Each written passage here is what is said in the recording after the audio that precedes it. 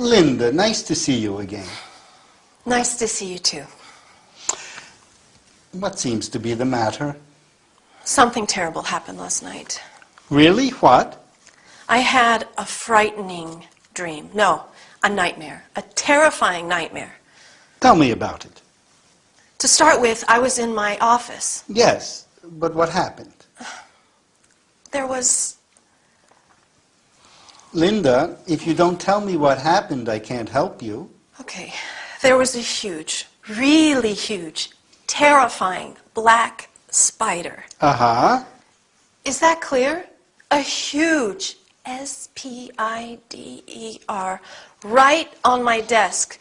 But the most significant aspect was that it was waiting for me. Maybe it was just there by chance? No, it was waiting for me, the scary thing. What's more, my boss, Miranda, you know, was there too. Miranda? Well, that was good. I wouldn't say so. She was calm and relaxed. Are you with me? Sure. Perhaps I should mention that the thing, the spider, was on a very important document. So I certainly could not squash it. Okay so far? Yes. And then? Then it just disappeared. What does that dream mean? The first obvious aspect of this dream is that the spider was large and black. Something which occupies your mind. You think so? I think this nightmare is related to the opening of the new office in Glasgow. It is going to be a very demanding job, right? Yes, it is. If you want to have sweet dreams again, I think you should start thinking positively about it. Dr. Fraser, I feel so relieved. Thank you. Thank you so much.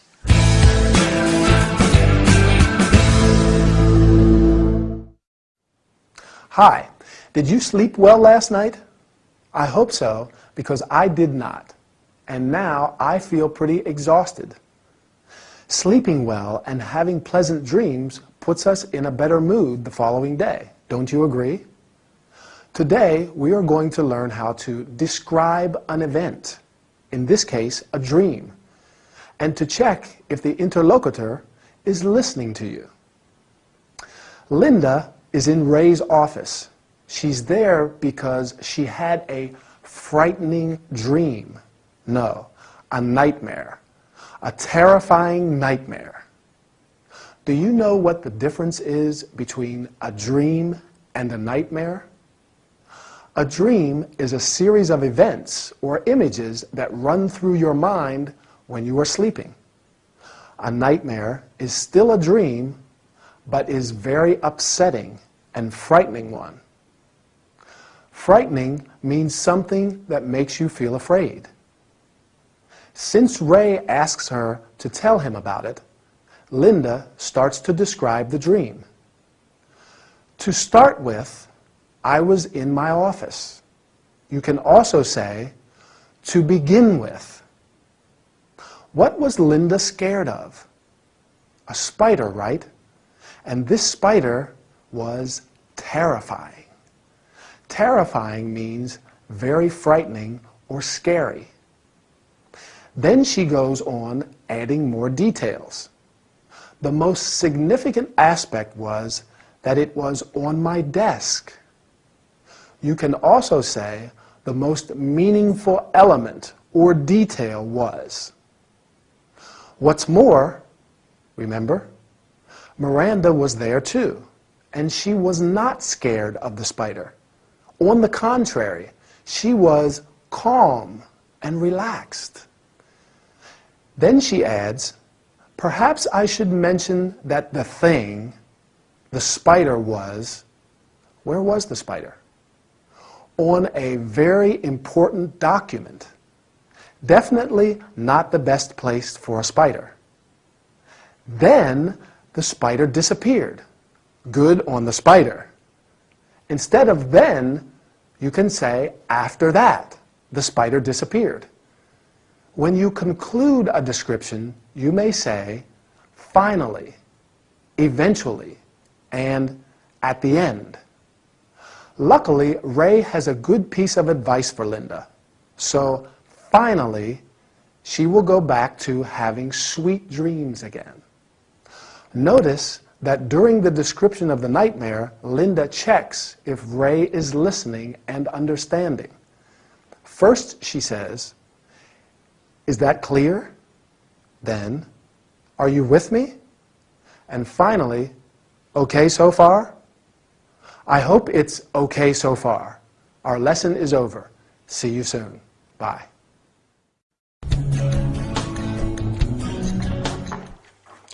Hey, you still haven't told me about the weekend you had in Bath while I was doing Emily's job. We haven't? No, you haven't. Well, it was wonderful. Yeah? And did you visit the Roman baths? Yes. Did you have a bath? No, of course not. No bath in Bath. No? Adriana's from Argentina. She does not know you can't bathe in the Roman baths. Ah, so no bath. Yes, we had a bath, but in the thermal bath spa. Oh, a spa. So, tell me all about it. The spa uses the same warm waters that the Celts and Romans enjoyed. Romans? Yeah, I had a Roman boyfriend some time ago. Which the ancient Romans enjoyed 2,000 years ago. Ah. Oh. Well, so how does it work? You can choose a 2-hour or 4-hour session, which includes full access to the warm waters. There's a series of steam rooms and an open-air rooftop pool with spectacular views of the city. And what about treatments? We purchased a package of treatments that promote relaxation and well-being. Yeah? Come on, tell me about it. It started with a hot stone massage. Ooh, that must be great. I would not say so. Stones are stones. We'll tell her about the body wraps. Oh, they did these body wraps with nutrient-rich mud, algae, and creams. Oh, I have heard that that is a great remedy for cellulite.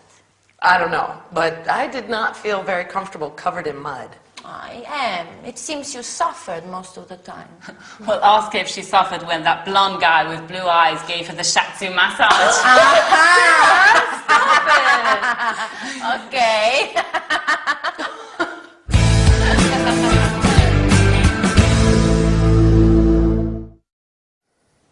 Hi, nice to see you again. Are you feeling tired? Do you need to relax? Well, today we are going to talk about something really pleasant.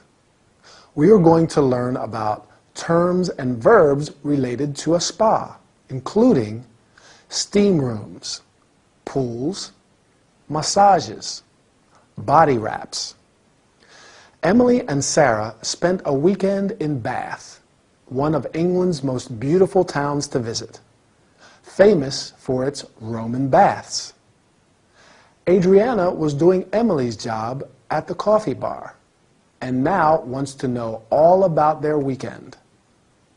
Besides visiting the Roman baths, Sarah and Emily went to the Thermae bath spa.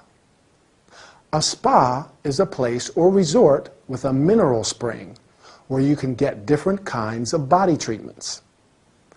The bath spa uses the same warm water that the Celts and Romans enjoyed 2,000 years ago.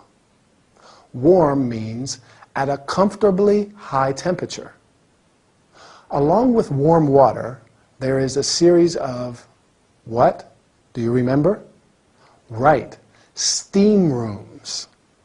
Steam rooms are rooms that can be filled with steam, in which people have saunas. There is also an open-air rooftop pool. That is a small pool on a rooftop. Great, don't you think? Sarah and Emily purchased a package of treatments. A package means an all-inclusive offer of different facilities or treatments. What do the treatments promote? Good. Relaxation, and well-being. Well-being is the state of feeling happy and fit. Emily has been given a hot stone massage. That must be great. A hot stone massage is a special massage that uses smooth, heated stones. There are many kinds of massages. Along with hot stone, shiatsu, and Thai massages, there are also back, foot, head massages. A massage is usually given by a therapist, that is, a person qualified to do it. Emily also got body wraps. Have you ever had a body wrap? Well, it consists of wrapping the body in hot cloths, plastic sheets, blankets, etc. In this case, they also used nutrient-rich mud.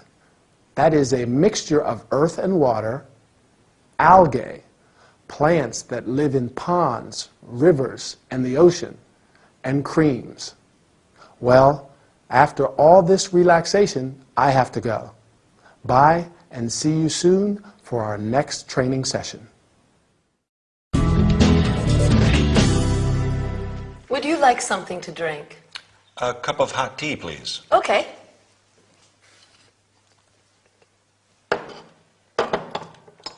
I've just returned from New York. It was wonderful, but the tea, tasted like hot sugared water. New York, wow. Sometimes I miss New York. I was born there. Why did you go there? I was there to gather information about new bars and clubs. Wonderful. Do you know anybody there? Yes, my girlfriend Belinda lives there. Ah. She wanted me to see everything, again. So we visited the Guggenheim Museum, the Metropolitan, but actually I'm from New York, so... Terrific. Yes, we also went to the MoMA and saw some incredible films by Salvador Dali, Walt Disney, really unforgettable. I'm going to New York too. Really? When are you leaving? Next week. Are you going to stay there for long? 2 weeks. Where are you going to stay? In an hotel near Washington Square at the Greenwich Village. What are you planning to do? What a question. I am a hairdresser and I'm going to visit the world's top hairdressers to get new ideas. Good. Have you already organized everything? I wouldn't say so. I don't know why, but when I travel to New York, lots of things go wrong at the airport. Such as? My flight is never on schedule. The gate number is always wrong. My boarding pass is not valid. The last time, they lost my luggage. And I had to wait until the following day to retrieve it. What did you do in the meantime? What did I do? I had to sleep in my underwear, and I went to bed without even cleaning my teeth.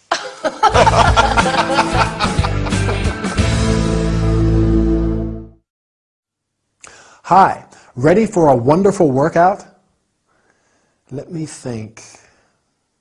Have I got everything? I hope so, because today we are going to New York. We are going to learn how to ask about traveling plans, some terms related to airport situations. Frankie DJ and Mr. Little are at Emily's coffee bar. Frankie has just returned from New York, and Emily wants to know everything about his experience. She asks, "Why did you go there?" Frankie was there to gather information about, can you remember? Right, about new bars and clubs. When you travel, it's handy to know someone on the spot. So you can ask, do you know anybody there? Belinda, Frankie's girlfriend, lives there, and together they visited the most important museums. Mr. Little is about to go to New York too. So Emily asks him, when are you leaving? You can also say, when are you going there? Then she asks, are you going to stay there for long?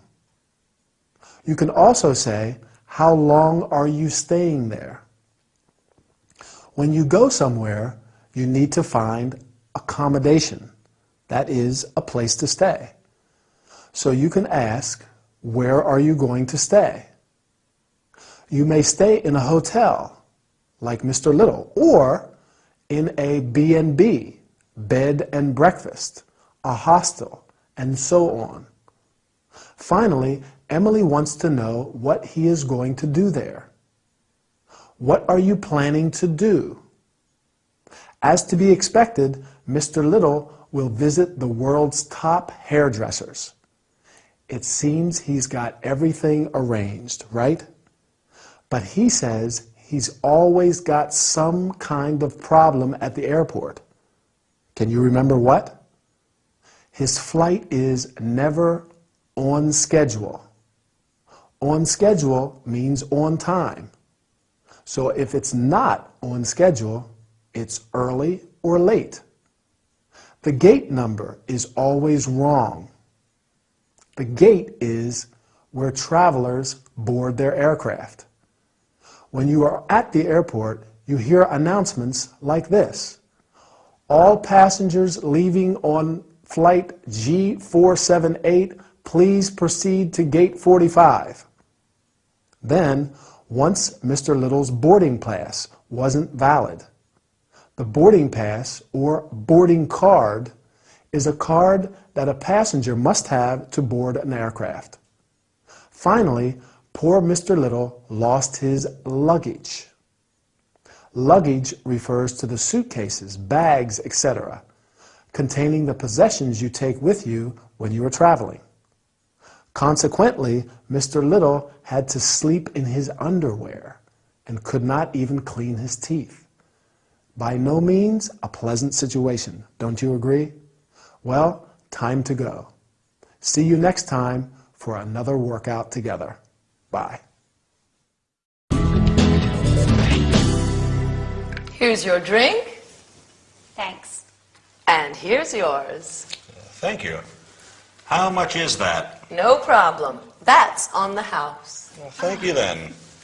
I'm in a festive mood today. Great. We should be in a festive mood every day. I agree. In a few weeks, I am leaving for Australia. Wow. And I'd like to give a party before leaving. A party? Yes. I'm thinking of something special. What about a fancy dress party? That is a terrific idea. The theme could be pirates. Maybe Mr. Little, John, can help us with the costumes and makeup. Great idea. I would like to decorate the bar with banners and balloons. Sure. I know a place where they sell lots of party stuff. They can even personalize decorations. Fine. Frankie, maybe you could take care of the music? The music? Oh, sure. That's what Frankie's here for. You should decide where to place your musical equipment. I'd like the guests to have plenty of room to dance. Let me handle this. We could have an unforgettable celebration. We could even have a parade around the block. What do you think? A parade? Why not? Let's practice it now.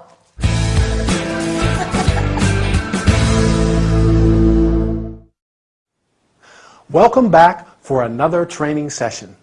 Are you ready for a party? Today, we're going to talk about terms and verbs related to parties and celebrations. Frankie and Chloe are at Emily's bar. The drinks today are on the house. When something is on the house, it is offered by a business, so you don't need to pay for it. How is Emily's mood today? Festive, right?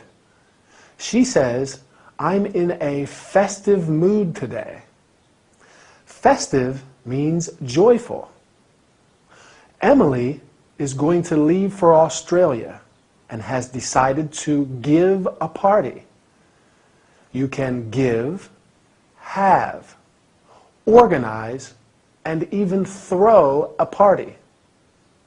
Other terms related to festive occasions include festivals, days or periods of celebration, sometimes for religious reasons. Ceremonies, formal occasions, normally celebrating a particular event or anniversary. For example, a wedding ceremony, a graduation ceremony. Festivities, celebratory activities or events. For example, come in and join the festivities. Chloe proposes giving a fancy dress party. Do you know what that is? It's a party where everyone dresses up or disguises himself or herself as a particular type of character or thing. Can you think of other kinds of parties? Sure. A birthday party, a surprise party, a farewell party, even an all-night party. When you give a party, you have to think about decorations as well. Emily wants to decorate the bar with banners and balloons. Fine. A banner is a long strip of cloth or paper with a slogan or a design. Frankie will take care of the music. He will organize the music because Emily wants the guests to dance. A guest is a person invited to a party, a dinner, etc., while the person who receives and entertains the guests is the host or hostess. Finally, Frankie suggests having a parade. That is a public procession. You can have, hold, stage a grand, colorful parade. Oh my, the shops are going to be closed soon.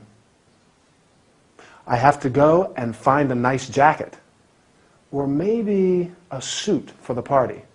What do you think? Bye.